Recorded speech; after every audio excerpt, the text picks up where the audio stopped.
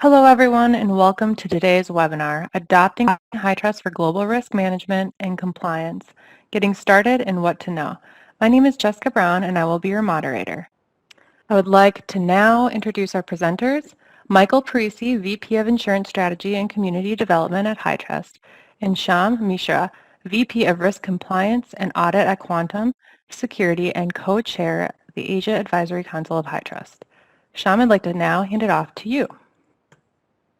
Thank you, Jess. I'm pretty excited, being here, talking to an audience, talking about HITRUST. But let me just first give an idea about who we are at Quantum. Quantum is a part of the ST Telemedia and Temasek group, actually. We are a part of the ST Telemedia group, wholly owned, which is also wholly owned by Temasek. Which is Singapore's sovereign wealth fund, and we have group companies which are across the communications, media, data centers, etc. The ST Telemedia group companies themselves are actively combining businesses and removing blurry lines which basically are existing between the MSP, MSSP, DevOps, cybersecurity solutions, as we see a huge convergence happening in this particular space. The cybersecurity across all of these spaces, the risk and compliance across all of these spaces is becoming more and more important, and Quantum is playing a key role in ensuring that the removal of those blurry lines, the convergence actually is facilitated. These are some of the group companies that we have, and with the family that we have, with the reach that we have, we are able to serve customers in the best possible way in the region. So I think that's a small, very in a nutshell, background about Quantum. I'll hand it over to Mike. Mike, would you like to sort of take forward to the next one? That's great. Thank you, Shyam. I'm very excited to be doing this presentation, which is this evening for me. I'm currently sitting in California in the United States, and I know it's morning for most of those joining us today. Our conversation today is really going to be focused on an overview of the HITRUST programs. And I know Shyam shares my excitement in educating you around the value of the programs that we have available for organizations to utilize, adopt, and or assess against. So very, very quickly from an agenda perspective, I think first and foremost, we want to highlight what are the business challenges that we know you're all faced with. When I do these types of presentations, I like to start with the why. Why do we do what we do? And then tell you about what we do and how we do it. But at the end of the day, we really want to start with why we do what we do. I'll tell you more about our organization and the types of programs that are available that organizations can leverage and implement and adopt or assess against. And then we'll talk very specific about the Asia-Pac needs, right? What we've identified with the help of many advisors within the region as it relates to challenges that exist within that particular part of the world. And then we'll wrap up with some additional resources that are available to you and some ideas around future conversations that Shyam and I would like to have with this group and others. And get your thoughts in the form of a polling question around what other topics you'd like to hear about. And obviously, to the extent that there are any questions that you have, you can utilize the Q&A function throughout this session, and Shyam and I will address those together. With that, Jess, if you could please move on. Thank you. So let's start with what are the business challenges that I think Shyam and I see from an organizational perspective and from an individual perspective. And Jess, you can move on to the next slide, please, within this particular region. And I would tell you that many of these challenges are not necessarily unique to the Asia-Pac region, but some of them certainly are. So what are we faced with on a day-in, day-out basis? There's a number of challenges that we're having to deal with, and I won't go through all of them in detail, but I certainly want to highlight some of these because I think they'll resonate with you in terms of what you do on a day-to-day basis. As it relates to organizations that are locally based, right, within the Asia-Pac region, that there is a demand, a need to provide assurances to different stakeholders. And those stakeholders take many different forms. They could be customers, they could be regulators, they could be prospective customers, they could be business partners, they could be third parties, right, et cetera. The point is that there is a significant need to provide assurances not only within your own region of the Asia Pacific, but also to other parties throughout the world, right, as it relates to security and privacy posture and the maturity of your programs. And so your stakeholders can gain a level of confidence and comfort in terms of what you're doing to protect sensitive data. If we spend a minute on cloud service providers specifically, or service providers more generally, as we know, there are many significant operations within this part of the world where you're providing services for a number of organizations, and they are leading services. You are thought leaders within that space. But what that means is, though, of course, you're being asked to provide assurances relative to what are those controls and areas that you are covering for your customers. Regardless of whether we are an entity that's looking to gain assurances or we are a third party that has a need to provide assurances, both of us need to manage third-party risk efficiently and effectively. Because most of us that are joining us for the conversation today, we are probably both customers ourselves working with third parties, but also vendors or third parties providing a service to other stakeholders. So we need to make sure we're managing those business relationships effectively and efficiently and gaining an appropriate level of transparency. We talk about this concept of efficiency and coverage. We're really trying to ensure that we are not duplicating efforts relative to security and privacy related assessments and relative to providing assurances. So how do we do that smarter? There's got to be a better way. How do we get time back as individuals within our lives and within our organization so we could refocus our efforts on those areas that are more important than administrative tasks associated with performing multiple audit activities? All of our programs are designed to help you do that. Transparency, really important. How many times are we asked to fill out, say, proprietary information security and privacy questionnaires?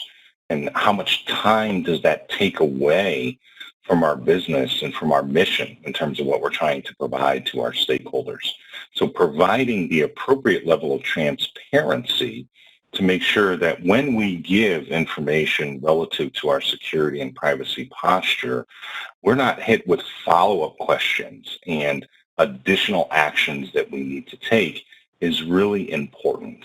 If we set ourselves on a path where we can do one assessment and provide multiple assurances one time and maintain that over a period of time, that's the ideal situation that we'd like to be in.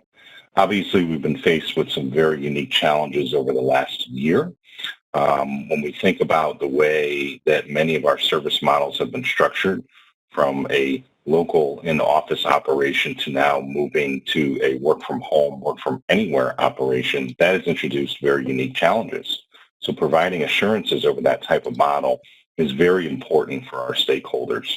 And even though, as I believe, we will get back to some type of normal, I believe these work-from-home and work-from-anywhere strategies are here to stay permanently to a certain extent. So making sure that we can provide assurances over those models, very important for our stakeholders. Obviously, this concept of having an increased level of posture, transparency, and maturity as it relates to our privacy, very important, but also security and cybersecurity programs is certainly relevant for our stakeholders. The analogy that I'd like to use is if we're sitting in a boat within a stream and we're trying to pedal upstream against the current, we need to pedal just to stay in one place. We need to pedal even harder in order to move upstream. So making sure that we're continuing along that assurance continuum, very, very important. And lastly, the last point on the slide here, operating in a region where there is a multitude of regulatory requirements can be certainly challenging. So how do we ensure that we do that in the most efficient and effective way possible? We're going to talk about how we've designed our programs to help you with those challenges. Sham, anything to add here from a perspective standpoint?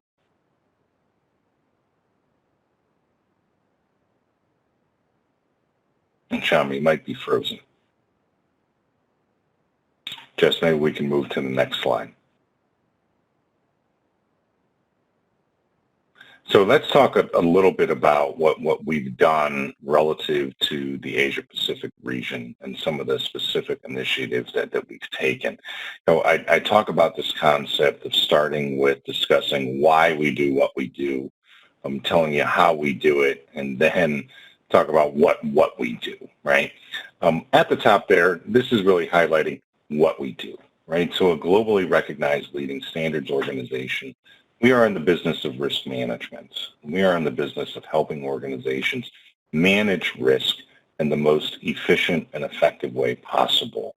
I recognize that a lot of organizations use those terms in different ways. And the way that we define efficiency and effectiveness, we're going to talk about it as we move on throughout the presentation, but it's a little different than others define it. When we talk about this concept of efficiency, what we believe is that this process of providing assurances, ensuring compliance, should not be overly complicated.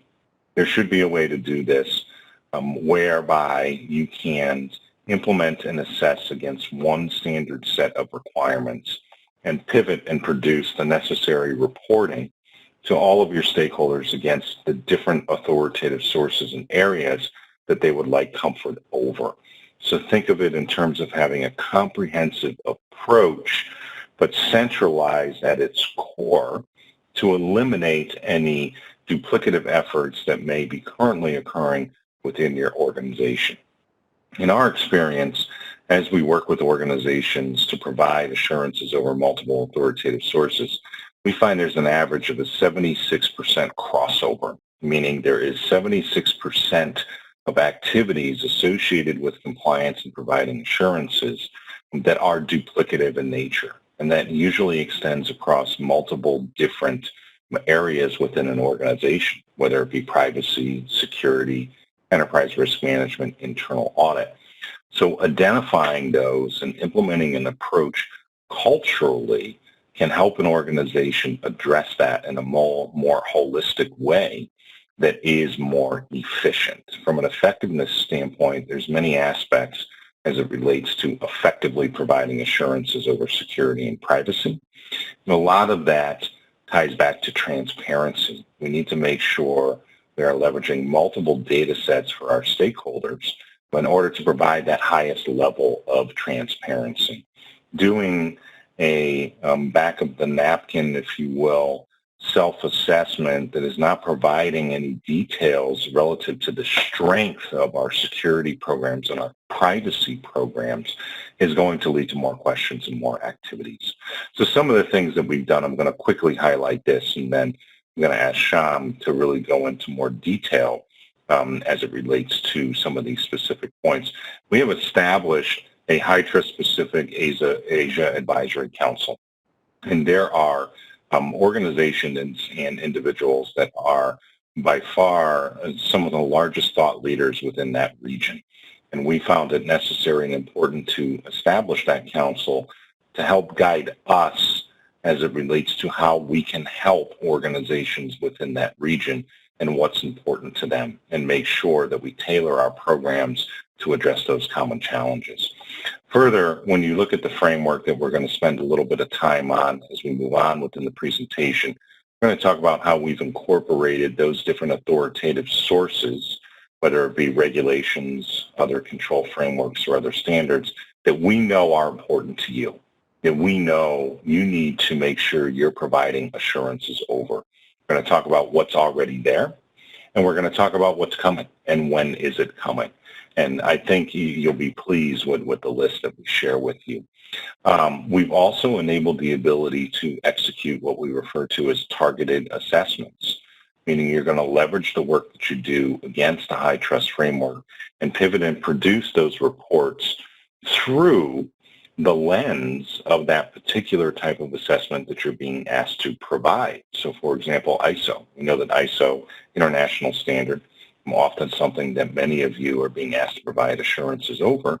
And so you have the ability to do that through our tool set and our programs to show that you have effectively implemented controls to satisfy some of those requirements. Data localization, we know that's very important internationally, especially within this part of the world.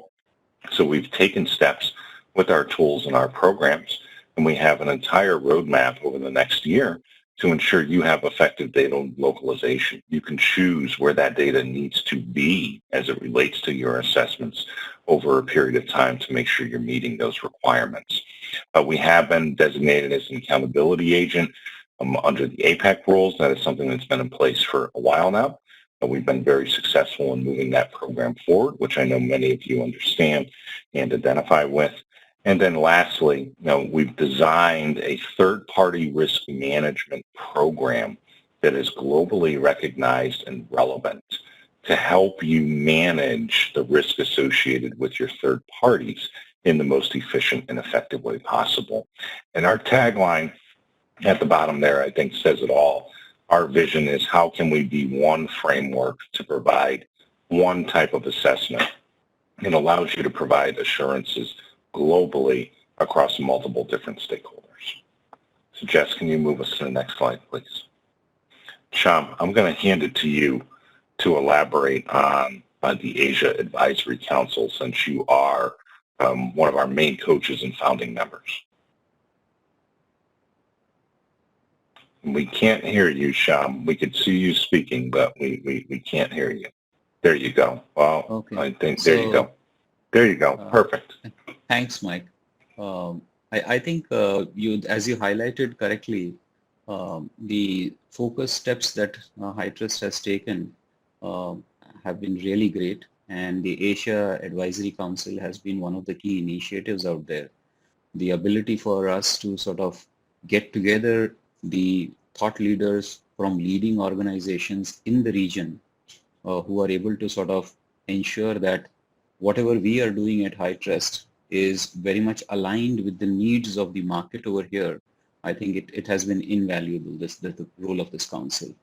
We have a lot of individuals who are leaders in their respective fields from variety of industries. And the idea is that how do we ensure that the specific needs, which are regulatory needs, which are business needs of each of the countries in the region are incorporated. How do we basically fine-tune the various aspects that you mentioned as to the different things that we need to map out, the localization, where do we basically do the localization? How do we create programs and policies and approaches which are in line with the needs of the organizations in the region? I think this council plays an important role, and as a person from Quantum, I could basically vouch for and say that HITRUST basically has been very, very receptive to a lot of ideas, thoughts, not only from the council, but via the council from organized customers or the community at large, and even different type of regulatory bodies in the region. I think that's something really interesting and very impressive, I would put it. I think the next slide, Jess, basically talks about just a small picture of the key type of individuals from different companies. This shows as to we have a spread of organizations across high-tech, cloud service providers, various types of banking and financial services, healthcare industries across the region, right from Australia to Singapore to India. We have so many different type of individuals who are leaders in their fields and a part of this. It's been a great journey so far, and I think we have exciting times ahead. I think with that, I'll just hand it back to you, Mike. Thank you, Sham. First and foremost, I want to echo what Sham mentioned on the Advisory Council, and a big thank you to the members that have been helping us over the last several months and guiding the programs and the direction of what we've been looking to do. And we have arrived in what we are doing. So then thank you so much for those council members for providing that guidance. You know, I already covered a little bit about HITRUST and from an organizational perspective, but let me highlight some of the points that are on the bottom of this slide, because I think it's going to help frame the remainder of our discussion. Again, HITRUST is a non-for-profit standards organization. We are in the business of providing guidance relative to managing risk in the most efficient and effective way possible. What's at the core of everything that we do is our framework. And as you can see in the bottom left-hand corner, our framework that's referred to as the CSF, it is a globally recognized comprehensive framework that is tailorable, driven off of risk, but also scales relative to the size of the organization and the risk profile of the organization. With over 40 different authoritative sources, more specifically 46 as of today, soon to be upwards of 50 and growing with every release that we have. And again, the idea is, how do we make your job easier in managing risk? And how do we normalize and standardize against all these different requirements that exist globally, where when you look at them, there are many things that are similar in nature. We'll talk a little bit more about the framework as we move on. Assessments. We are certainly in the business of providing organizations the ability to perform assessments. Assessments, a necessary evil for all of us, for a good reason, because we need to provide assurances to those stakeholders.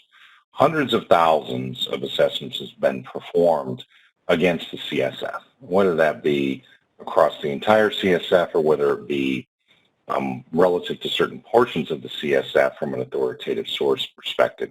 And those assessments have different flavors. They could be readiness or self-attestations for certain stakeholders. They could be what we refer to as validated assessments, or they could be validated assessments that are used to submit for certification.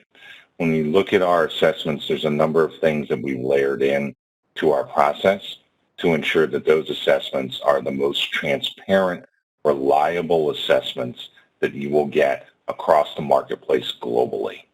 And again, that's in line with our goal to ensure that you are utilizing your time in the most efficient and effective way possible.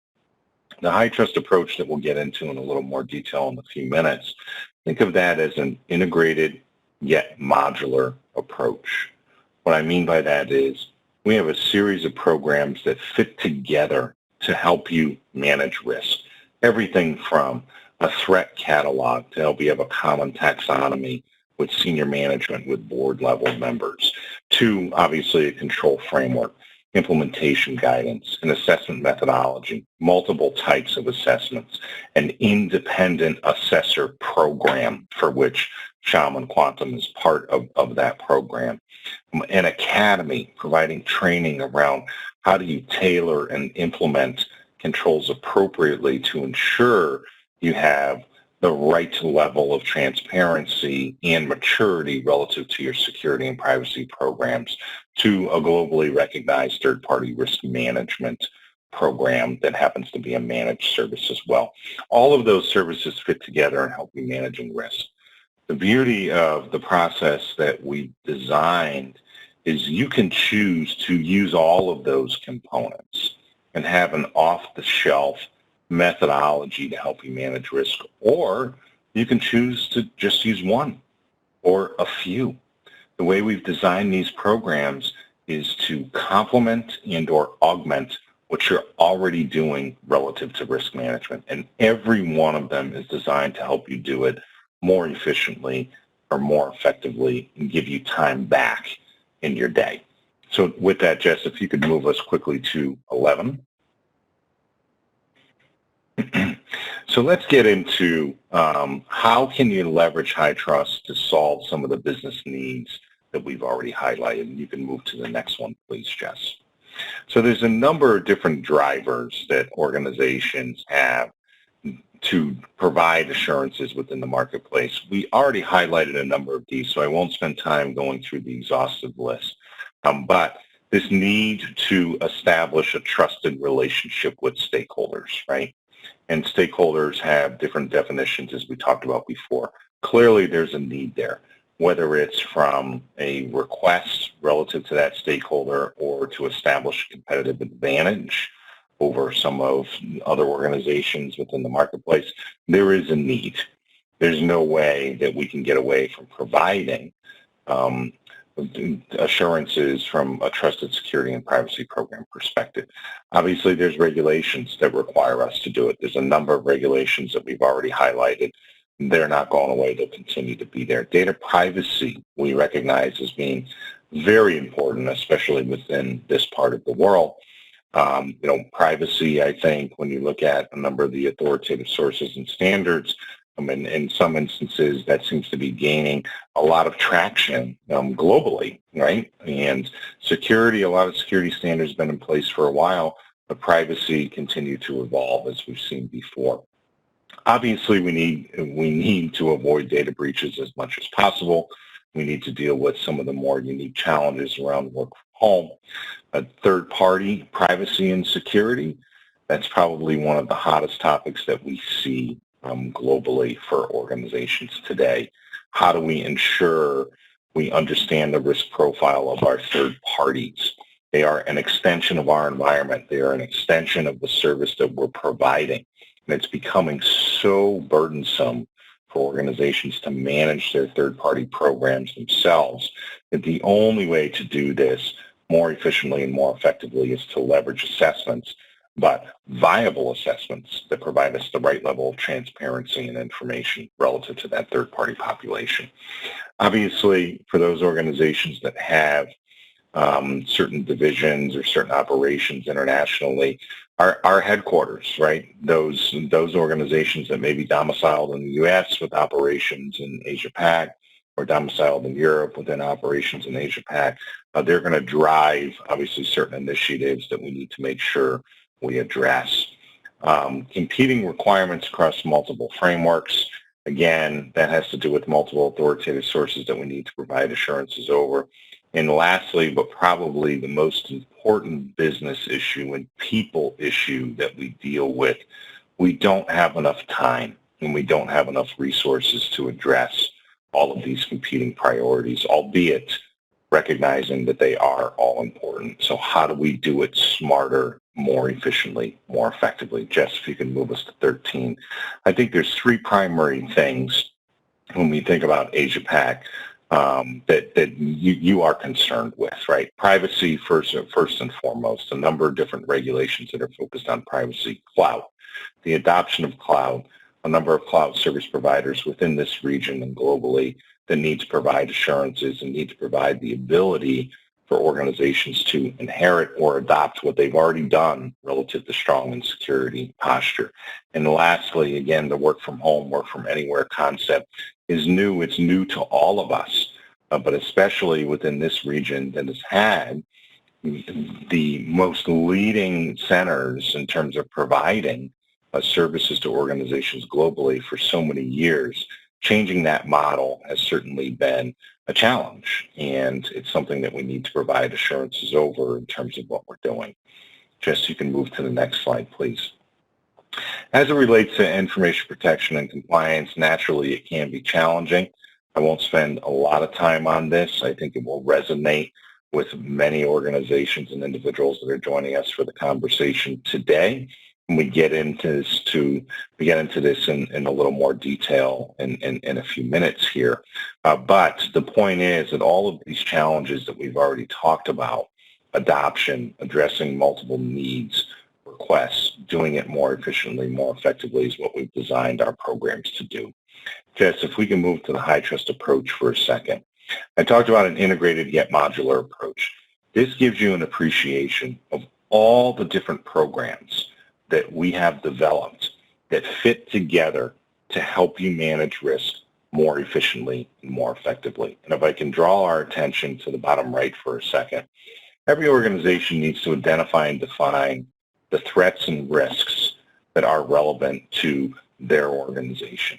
Further, they need to specify the types of controls that they will implement in order to address those threats and risks.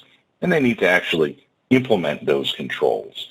And after we implement it, we need to feed and water that program over a period of time by managing that program. This is not a one-time activity, as we know. We need to maintain that program. And any help that we can get in maintaining that program from other resources and other bodies to ensure that we're maintaining it appropriately and effectively makes that easier for us from an organizational perspective. And then lastly, there's a need to assess and report against what we've done so that we can show from an assurances perspective how strong our security and privacy programs are. So all of our programs that we've outlined here, everything from the framework, the threat catalog that sits in front of our framework for you to identify relevant threats to your organization, the assurance program that's rooted in 5 different levels of quality assurance review that are included as part of a high trust assessment, so you know at any point in time when you pick up a high trust assessment, you have the highest level of reliability. There's no other assessment that exists that will give you that many independent eyes that have been on it, so you can leverage it appropriately within your own organization and also in providing assurances. Our shared responsibilities program allows you to inherit and understand what responsibilities are shared by service providers and cloud service providers. The assessment exchange coupled with the third-party assurance program is something you can leverage to help manage the risk with your third parties. All of these are customizable and specific to your organization. The HITRUST MyCSF platform, something that's available to you if you choose to leverage it. It's a SaaS-based enterprise risk management platform that integrates all of these programs to help you manage risk and manage your assessments more efficiently and more effectively from a global perspective. In addition to our academy that helps provide training for organizations in adopting the framework, assessing against the framework, and lastly, some specific programs that are targeted at startup organizations, recognizing how important those are to the community and making sure they are embedding strong security and privacy posture into the foundation of their organizations instead of it being an afterthought. All things that are available that organizations can leverage and have global relevance to help manage security and privacy risk more efficiently and more effectively. Jess, if we can move to the next slide, I'm going to quickly touch on this. We recognize there's a number of other standards that exist globally, some of which may be only relevant to the U.S., some of which may be relevant only to the EU, and some that are globally recognized, such as the ISO. Remember, what we do, everything that we do is with an open arm approach. We don't believe in debating this framework or this standard is better than another. We work with everyone. We want to incorporate everything that's relevant for organizations as it relates to risk management. And what we strive to do is to leverage all the tremendous work that these other standards bodies and organizations have done. There's so much value in that. And identify what are the struggles that organizations face in trying to use them and trying to implement them, and fill the gaps as it relates to those struggles by providing additional guidance and additional components as it relates to attributes that help organizations in addressing risk. And we try and reflect that here as it relates to this graphic. You can see a number of different standards certainly have coverage against the requirements that we believe make an effective controls-based risk management framework, and where there are gaps, and we try and fill those holes in the form of implementation guidance, in the form of allowing organizations to provide more transparency, just as an example. Let's get into some of the authoritative sources next before I hand it back to Shyam in a few minutes here. So Jess, if you can move on to the next slide. This is a snapshot of the different types of authoritative sources that exist within the framework. As you can see, there are many. This is not a comprehensive list by any means. However, there are a lot. Within here, we've highlighted those that we believe to be the most relevant for the audience that we're speaking to today. We do understand you're familiar with HIPAA, although it is a U.S. standard. Many of you need to provide assurances over that. Obviously, APAC, as I mentioned before, AICPA, many of you may need to do NISAE 3402, SOC 2 report, all included as an authoritative source. From an ISO perspective, that is obviously included. I believe we've already had a question, how does HITRUST differ from ISO certification as well as NIST certifications? Well, first and foremost, there is no such thing as a NIST certification. So what we do is we provide a certification of the implementation of controls that help satisfy the requirements against NIST. As it relates to ISO, there are so many other components and data sets that are included as part of this assessment that you would not get within ISO. Most importantly, probably control maturity and program maturity as it relates to the PRISMA scoring model. So it covers everything that you would expect to get from an ISO perspective and more. And PCI, we know, is certainly something that's near and dear to a lot of organizations as it relates to a compliance perspective. And naturally, the Singapore PDPA, we do recognize that there has been an update to that. That is something that is on our roadmap. We are working on that for Q2 of 2021 to incorporate from an update perspective. Jess, if you can quickly go to 18 for me, please. So let's talk about some of the specific authoritative sources and regulations. The Hong Kong PDPO, that is formally going to be included within our version 10 release, so it will be integrated. That will be released 3/31 of 2021. That is a hard date. The next one will be the Malaysia Personal Data Protection Act of 2010. That is also going to be incorporated within Q2 in a sub-release, and the remainder of these authoritative sources are already being integrated into the framework and will be released at some point throughout the efficacy of our framework releases as part of 2021 is currently the plan. And we're constantly changing the different types of authoritative sources that are included from a prioritization perspective. And we have a relevancy strategy as it relates to our framework in order to address the needs of the region. Very quickly on 19, we oftentimes get, and Jess, you can move to the next slide, please. Oftentimes we'll get questions around what's the benefit of getting HITRUST certified?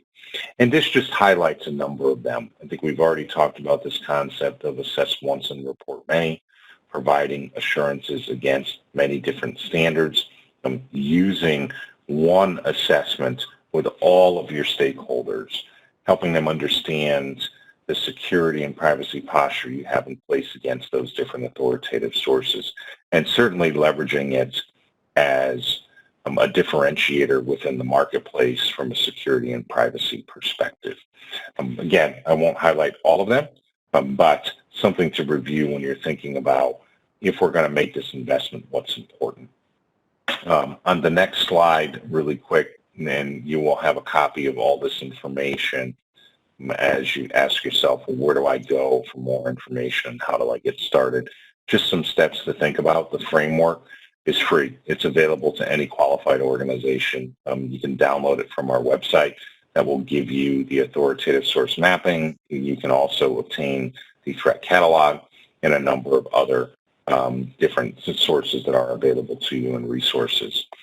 We highly recommend that you start by conducting a readiness assessment against the framework. It will help you scope it appropriately, understand what you need to include to provide assurances over all those different authoritative sources that you need to provide assurances over, and then ultimately prepare for a validated assessment and move into the validated assessment and hopefully certification if you achieve the minimum necessary scores.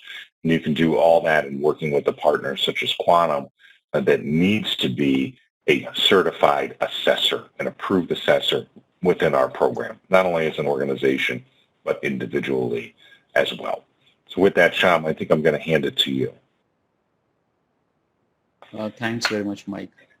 I think that was a very exhaustive, overview of HITRUST itself, and I like the special highlights that you basically pointed out specifically from an Asia perspective, which is definitely very relevant to the audience over here today. Uh, so from a quantum perspective, we actually, coming back to quantum, we are designed actually to help liberate companies, customers from the constraints of conventional cybersecurity strategy and execution. If I were to just elaborate on that, a couple of minutes would be that typically most of the organizations today are looking caught up in situations where they're looking at proprietary frameworks. They're caught up in situations where they're caught with solutions with their partners, with their vendors, where they end up sort of being stranded in by chance if they basically move away from their partners. There are multiple different dimensions to the other cybersecurity aspects also, which basically are critical. What we are trying to sort of do is we are trying to bring a globally accepted open frameworks like HITRUST. That's one of the very, very important reasons for our partnership. We believe in basically empowering our customers to an extent that if, for whatever reason, once they've adopted, that entire framework becomes the customer's framework. It is something that they institutionalize within, and then they own it, run it, love it, absorb it. I think that's the approach we basically are trying to take. From that, just if I can move to the next slide, just we are focused actually on trying to ensure that we help customers focus on four most important strategies in their organizations. We have solutions where we have XDR plus SOC solution. We have a continuous VAPT solution. We have data protection and of course risk management. Just a small idea over here that when it comes to XDR plus SOC solutions, we help in the customers detect their alerts through AI, ML, create relevant incidents, etc. And trust their 24/7 cybersecurity operations at an organization-wide level. We've actually give a comprehensive solution and service in that. We believe that organizations should move ahead away from just a one-off VAPT exercise that many organizations do, but have a continuous VAPT program actually in organization. We basically help in designing that and making sure that organizations are aware of the threats, etc., that they basically face. Similarly, we help organizations discover, classify, and manage their data that basically is residing in it.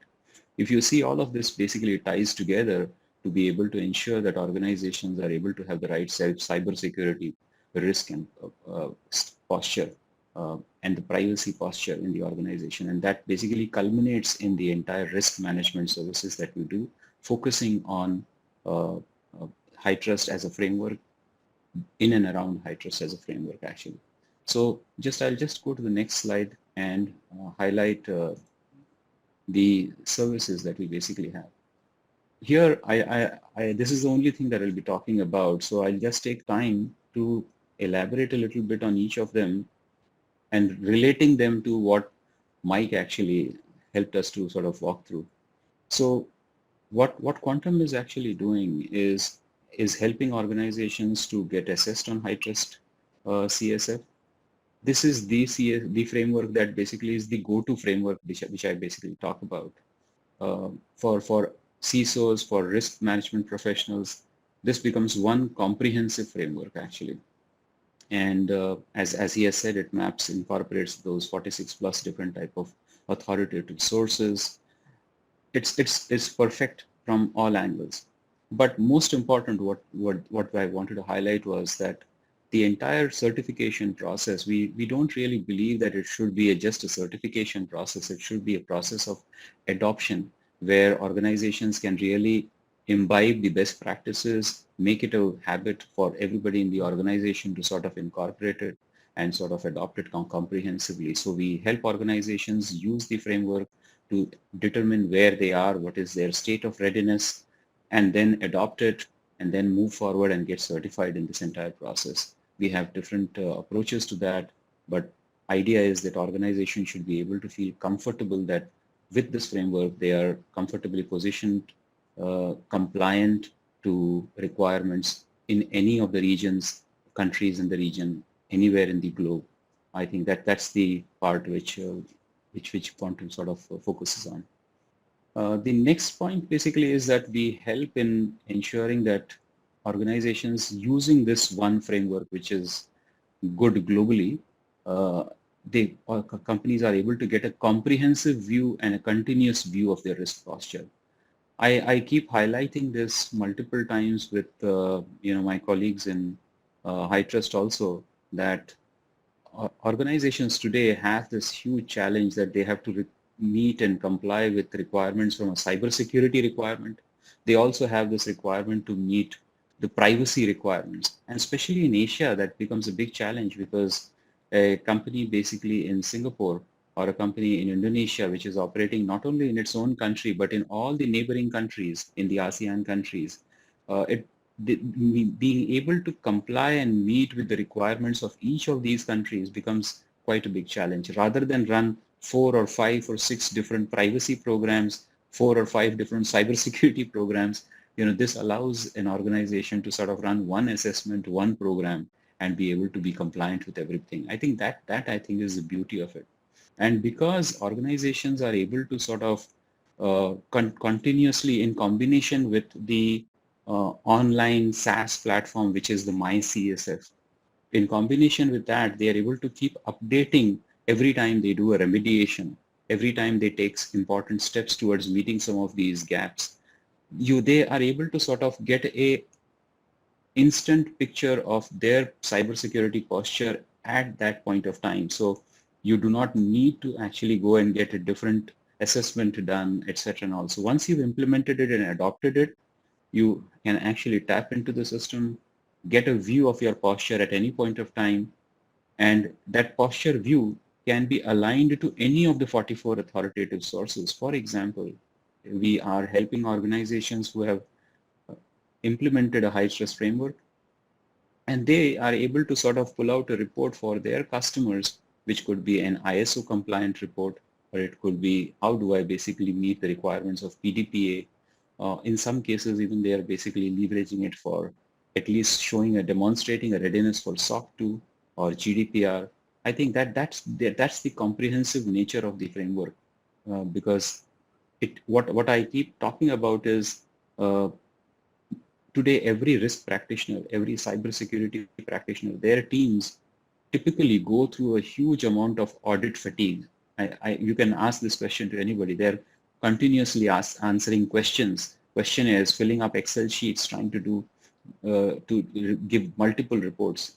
The entire aspect of that fatigue is taken away. And as Mike said, today the people limitation, the resource limitation is a big challenge. How do you address that? This is how you basically leverage and exploit the entire MyCSF platform, which is able to align with the the framework itself and get this reporting done.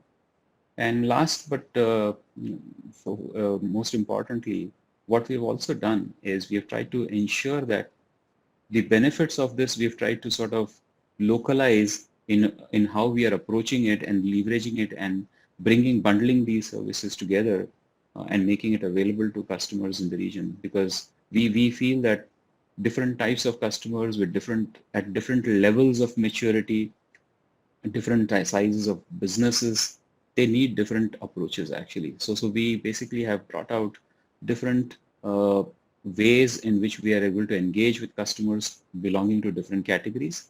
And we have also created plans which allow people to sort of do a consumption type of a model where people are able to engage with us and benefit from us, not only in adopting it, not only in getting certified, but also sort of getting the advice and guidance in line with the HITRUST CSF on how they should keep improving their posture on an ongoing basis. That in a way is a summary, and I'll just hand it back to Mike. Mike, would you like to just summarize the thing, and then maybe if we have some time, we can just take a few quick questions from the audience. Yeah, absolutely, Shyam. Absolutely, Shyam. So While you were presenting your section, I was trying to address as many questions as I could within the Q&A. So I've been chatting with some folks. Lots of good questions around some specific authoritative sources. But one of the things that seems to be a theme from a number of the questions, actually there's two things that I'll highlight. Remember, authoritative sources, a lot of questions around NIST, ISO, CCPA, and a number of others. So those are all included within the framework. So the idea is that organizations that are performing standalone assessments against those authoritative sources today, how do you do that more efficiently and more effectively? And I like to call it a third-party assurance rationalization exercise. Look at all the audit activities that you're doing and figure out where you can eliminate them. Do one assessment. Use that one assessment to provide assurances against all these different authoritative sources. Trust me, it works. 22 years consulting before I came to this organization, and like Shyam, I've helped so many organizations do that rationalization exercise and eliminate so many duplicative efforts that they were doing to provide assurances. So it works. There is a way our programs are structured to help you and achieve that. Another one was from a pricing perspective, Shyam. So a lot of questions around, what's the pricing? If I make this investment, how do I save money in other places? I think that's related to what I just mentioned. You can rationalize and eliminate a number of activities. And also the reality is every assessment that you're having to do today comes with a cost. And I guarantee you, if you were to add the cost associated with performing all of those independent individual assessments together and you compare it to the cost of performing one assessment, most organizations will recognize a significant savings as it relates to that. If I can bring us to 25. Go ahead. If I can just add one point, I think, Mike, the pricing question is a very relevant question in Asia, and I would like to highlight the fact.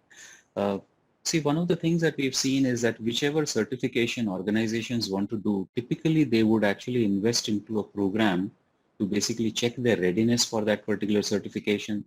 They would engage with consultants. They would basically go through assessments aligned with that particular certification process.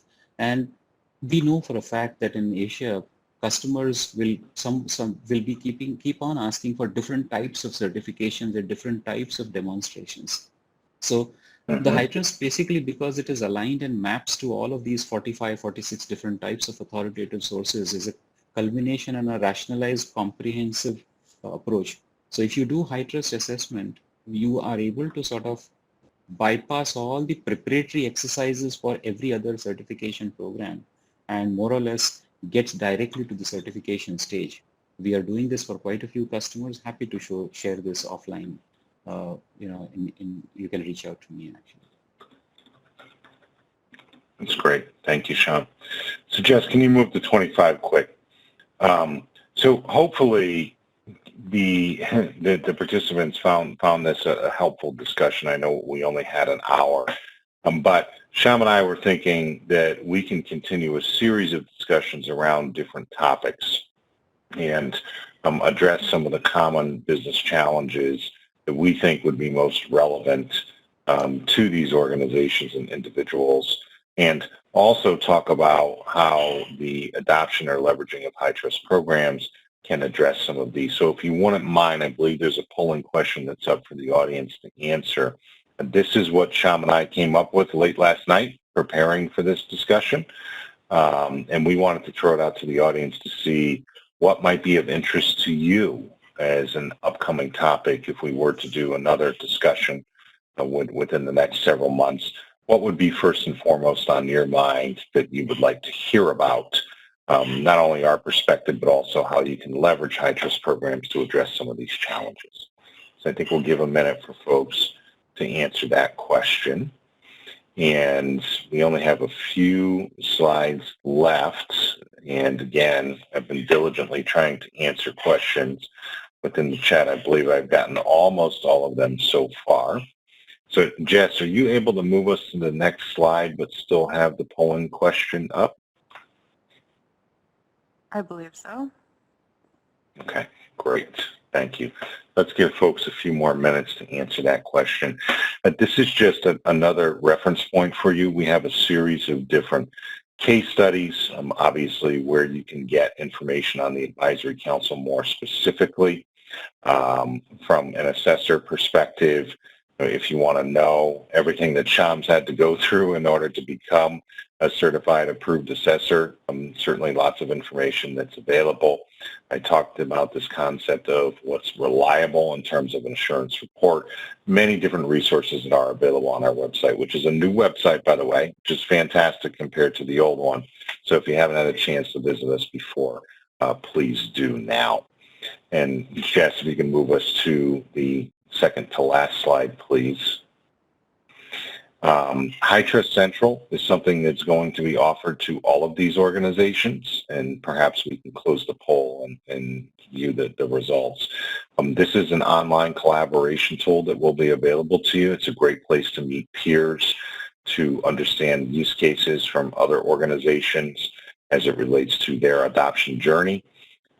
And it's a great place to share information and ask questions. There are hundreds of individuals that are active within that platform, and something that's available to you as you want to learn more about our programs. And lastly, we'll leave you with our contact information to ask any additional questions that you have. Yeah, both mine and also Sham's. And we look forward to certainly having some future discussions with the group, whether it be against any of these topics or others that you have some ideas about that you would like to hear information on. So hopefully this was helpful for the group. And I look forward to any questions that you may have as a follow-up, any additional information. And I think there's only a handful of questions that we did not have an opportunity to mention. To answer, and we will certainly follow up with those individually. With those individuals that we did not have an opportunity to address. Some of the questions I did notice, Mike, were quite a few of them related to the pricing part or so as to how does it actually help in specifically allaying certain other certification costs. Our website basically, which is quantum.security, has quite a few information which will help them give Asia-specific answers, I think, hopefully. We're happy to sort of field questions out there. Great. Well, thank you all for attending. This brings us to the conclusion of our webinar. We want to thank everyone for attending, and we will follow up with the presentation deck and any answers to any questions we were unable to address on today's call. Thank you all for attending, and have a great rest of your day.